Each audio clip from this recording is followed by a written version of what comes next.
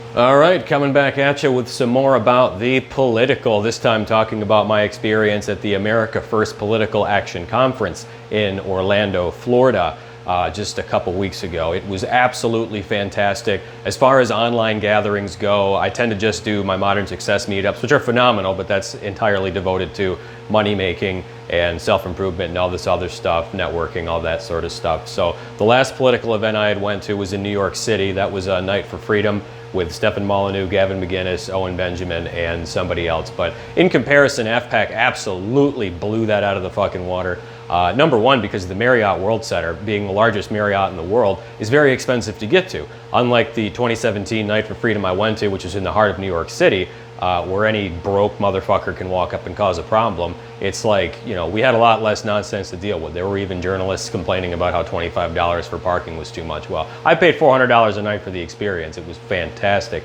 So AFPAC stands for the America First Political Action Conference. It's sort of the same thing as CPAC, only way less gay, way less full of shit, and involving way less licentious sinnery than the sham event that is CPAC. It was just electric. Marjorie Taylor Greene was there, the CEO of GAB was there, obviously Nick Fuentes is there, and the whole thing is themed around this movement that Nick Fuentes himself spearheaded through his live streams, really, that has just grown into this fantastic movement that in a lot of ways I think is the only thing that really stands for, like, truly America First. And it's amazing to me. You see these CPAC events funded by all sorts of questionable folks with all sorts of just strippers partying going on. And don't get me wrong, I was pretty drunk at AFPAC, but it's like, you know, probably the only complaint I had about it was that the people there were understandably so, given the how the movement's being treated in the mainstream, a little bit more standoffish. So in the way they had it structured, it was a bit harder to do the whole free-flowing conversation thing. So I was like, hey, you know, I'll just sit here, down a couple Heinekens, and pound on the table and chant Putin and China, and everything was so much fun. But a lot of that's tongue-in-cheek. But next video I make, I'll be talking about the whole Russia-Ukraine conflict and this just staggering amount of bullshit that's, you know, pertaining to that. If you didn't learn from COVID what's going on with this whole Ukraine-Russia thing, I don't know what to tell you. Just shut the fuck up and look in the mirror and wonder why democracy has been an abysmal failure in the United States. So, but anyway, back to the experience at AFPAC. I mean, it was great. I probably talked to 20 or 30 Groypers there. And like I said, compared to other events and other things I go to, they're a little bit more standoffish and harder to talk to. But again, that's kind of understandable. Nick had for us cute little tote bags with like pens and pins and a program guide. And everything was just done very well. There was a 3-course dinner, which featured a salad. The greens were great. The dressing was well balanced. That was followed by chicken ratatouille, and then like a cheesecake, which was pretty good. And I was like, this is great, man. At a Night for Freedom in comparison, it just sucked. And I didn't even pay for VIP admissions for AFPAC. It was just general admissions. I really wish and highly recommend if you go that you do pay for that, but it was just so cool, man, to sit here and watch all these speakers in person, getting to interact in a crowd. You know, it's cool. You know, like when I went to the Lansing rally in Michigan, you know, we're sitting there chanting Christ is King, America First, 4 more years, all this stuff. It's just, I thought it was always cringe watching that from the outside, but now that I've been like participating in an audience of people that's kind of united behind the same or under the same ideological umbrella and being able to chant and shout and bang your fist on the table and stuff, it was just awesome.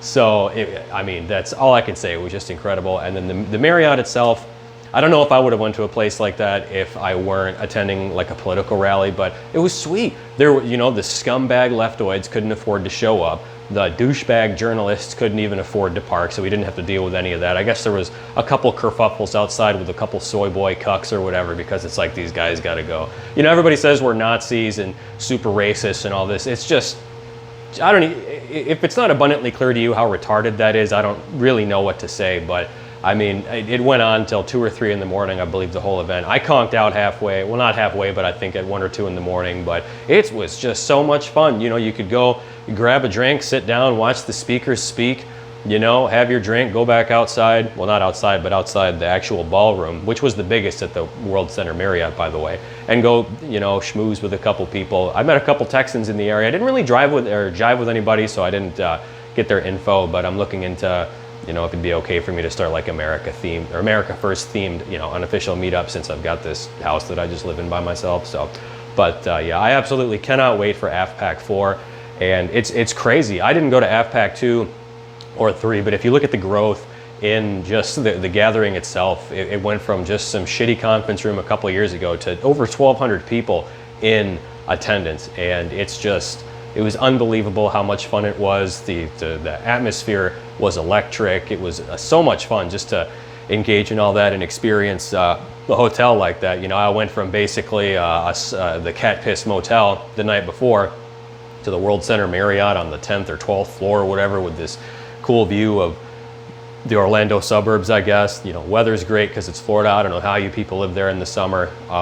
You know, picked up a couple bonsai trees as a souvenir on the way back, but it was just awesome. Especially because, you know, on a note about the hotel and spending that much money, it's like, okay, sure, you know, I could have saved $150 maybe to go stay at a place a little bit less, but then I would have had to have gotten an Uber, and it's like, once you're at one of those things, you don't want to, like, now on top of everything else you have to deal with logistically getting there and getting a ride and stuff. And unfortunately, because we live in this soy boy cuck fat retard American clown world where you can't even have a political gathering anymore if it's not completely in lockstep with the big gay mainstream narrative.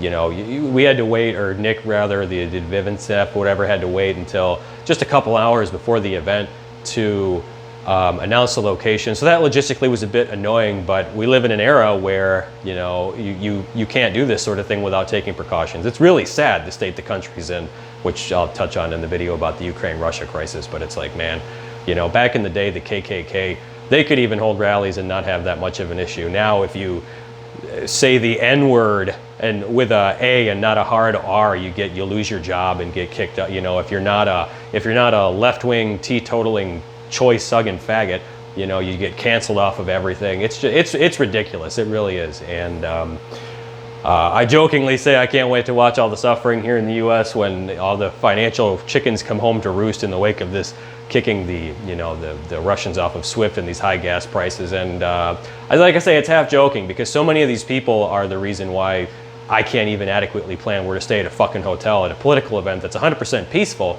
because everybody's butthurt. So, but anyway, AFPAC, just in closing, I am so glad I went. It did suck that I had to drive. I didn't touch on that because there was an ice storm here in Dallas. Ironic considering I just moved from Michigan, but I'm so glad I went. I can't wait for AFPAC 4.